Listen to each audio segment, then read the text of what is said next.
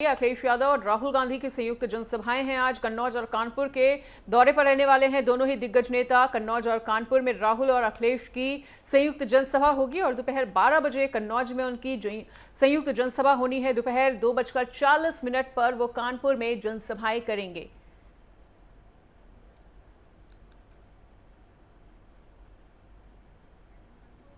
तो कन्नौज और कानपुर के दौरे पर रहने वाले हैं आज अखिलेश यादव और राहुल गांधी। दोपहर 2:40 पर कानपुर में संयुक्त जनसभा को संबोधित करेंगे और 12 बजे कन्नौज में संयुक्त जनसभा होगी। तो अखिलेश यादव और राहुल गांधी की संयुक्त जनसभा है। कन्नौज और कानपुर में राहुल अखिलेश जनसभाएं करेंगे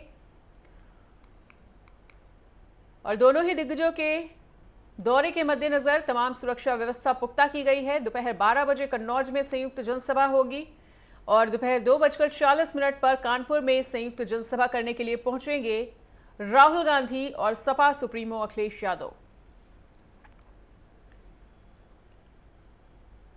तो चौथे चरण का रन है, मैदान में तमाम दिग्गज उतरे हुए हैं। ऐसे में यूपी की 13 सीटों पर चौथे चरण में मतदान होना है 13 मई को। और 13 सीटें कौन कौन सी हैं वो भी हम आपको पॉइंटर्स के जरिए लगातार दिखा रहे हैं। तो यूपी में चौथे चरण के लिए धुआंधार प्रचार जो है वो लगातार जारी है। इसी कड़ी में आज बहराइच और गोरखपुर के दौरे पर सीएम योगी आदित्यनाथ खुद हैं। वहीं अगर कन्नौज और कानपुर की बात कर ली जाए तो यहां पर अखिलेश यादव और राहुल गांधी संयुक्त जनसभाएं करते हुए इंडी गठबंधन के प्रत्याशियों के लिए जनसमर्थन जुटाएंगे।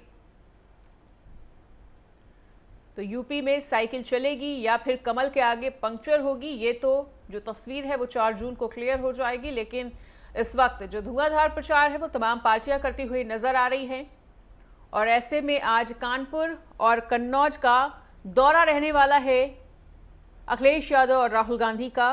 इस दौरान वो संयुक्त रूप से जनसभाएं करेंगे और इंडी गठबंधन के लिए जनसमर्थन जुटाते हुए वोट अपील करेंगे।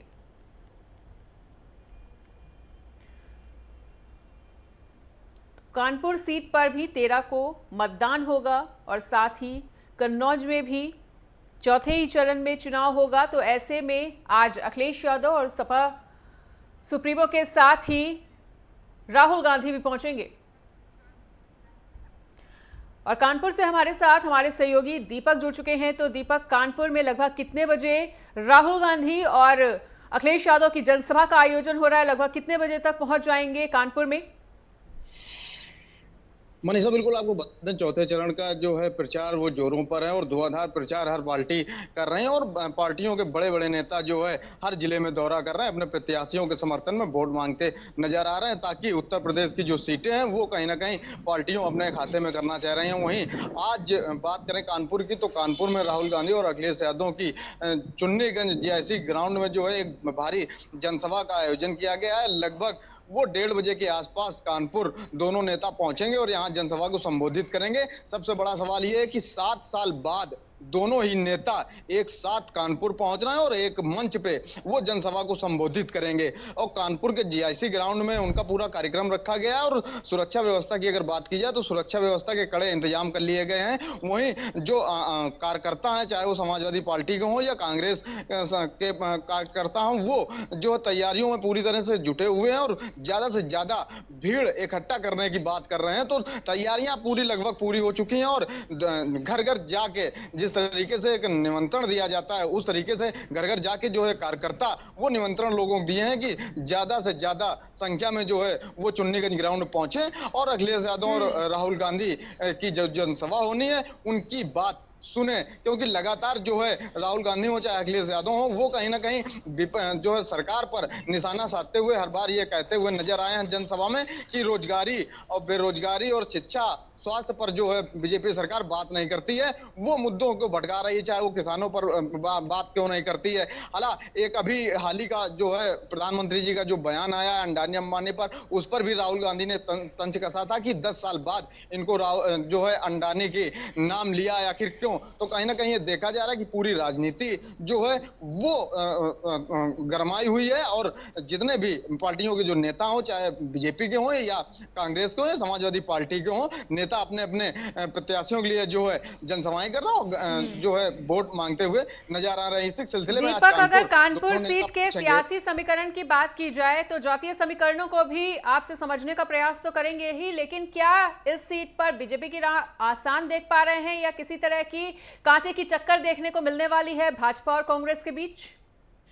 मनीषा, बिल्कुल आपका सवाल सही है। जिस तरीके से बीजेपी के प्रत्याशी जो उतारे गए रमेश अवस्थी और इंडिया गठबंधन के प्रत्याशी आलोक मिश्रा हैं, तो कहीं ना कहीं कांटे की टक्कर जो है समाजवादी पार्टी इंडिया गठबंधन के जो प्रत्याशी हैं और बीजेपी के बीच देखने को मिलेगी, क्योंकि ब्राह्मण चेहरा इंडिया गठबंधन ने भी उतारा है और ब्राह्मण ही चेहरा जो है बीजेपी ने भी उतारा है। लेकिन जब बीजेपी ने प्रत्याशी अपना उतारा तो देखा गया कि कानपुर के जो बीजेपी कार्यकर्ता थे वो खासा नाराज हुए और नाराज का आलम यह था कि एक कार्यकर्ता ने जो है प्रधानमंत्री को एक पत्र भी लिखा और ये कहा उस पत्र में के माध्यम से कि जबरदस्ती का प्रत्याशी थोपा गया, जिसके बाद समीकरण जो है कानपुर में बिगड़ता हुआ नजर आया। इसके बाद जो बीजेपी के बड़े वरिष्ठ नेता हैं वो कानपुर पहुंचे। पहले हाल ही में गृह मंत्री कानपुर पहुंचे, संगठन के साथ कानपुर के कार्यकर्ता और संगठन के साथ बैठक की और जीत का मंत्र देने की बात की। जो खासा नाराजगी देखी गई कानपुर के कार्यकर्ताओं में बीजेपी के, उनको दूर करने के लिए जो है पहुंचे। इसके बाद प्रधानमंत्री का कानपुर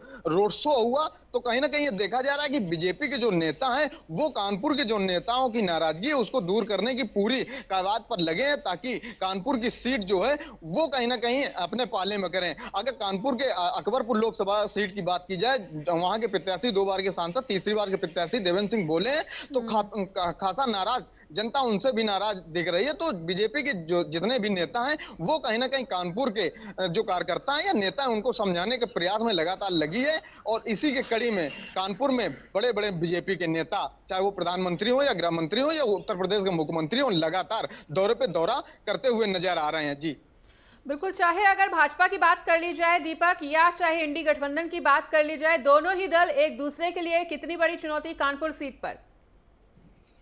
बिल्कुल, इस बार कहीं ना कहीं कानपुर सीट के लिए चाहे बीजेपी हो चाहे इंडिया गठबंधन, चुनौती दोनों के लिए ही है। क्योंकि पूर्व में जब बीजेपी ने अपना प्रत्याशी उतारा तो तत्कालीन जो सांसद थे उनका टिकट काट के इनको टिकट दिया गया। तो कहीं ना कहीं ये देखा जा रहा है कि जो लोग हैं, हालांकि लोगों का साफ तौर से ये कहना है कि प्रत्याशी नहीं, लेकिन हम मोदी जी को देख के ही चुनाव में मतदान करेंगे, क्योंकि मोदी जी के जो विकास कार्य हैं जनता को काफी रास आ रहे हैं। जिस तरीके से सीए लिया, 370 हटी और राम मंदिर हटा बनाया गया, इस मुद्दों पर जो है जनता, आम जनता जो है वो काफी भावुक है और मोदी जी के चेहरे पे ही मतदान करेगी। तो प्रत्याशी कहीं ना कहीं मोदी जी के चेहरे पे ही चुनाव लड़ रहे हैं। हालांकि जो प्रत्याशी उतारे गए हैं जनता उनसे खासा नाराज है, क्योंकि लगातार ये आरोप लग रहा है कानपुर की जनता हो या अकबरपुर की कि जो सांसद है वो जीतने के बाद 5 साल नजर नहीं आते हैं, उनके कोई कार्य नहीं होते हैं, विकास नहीं होते हैं। लेकिन उत्तर प्रदेश के मुख्यमंत्री और देश के प्रधानमंत्री जो है उनका चेहरा देख के मतदान किया जाएगा। और ठीक है दीपक, बने रहिए आप हमारे साथ, बिल्कुल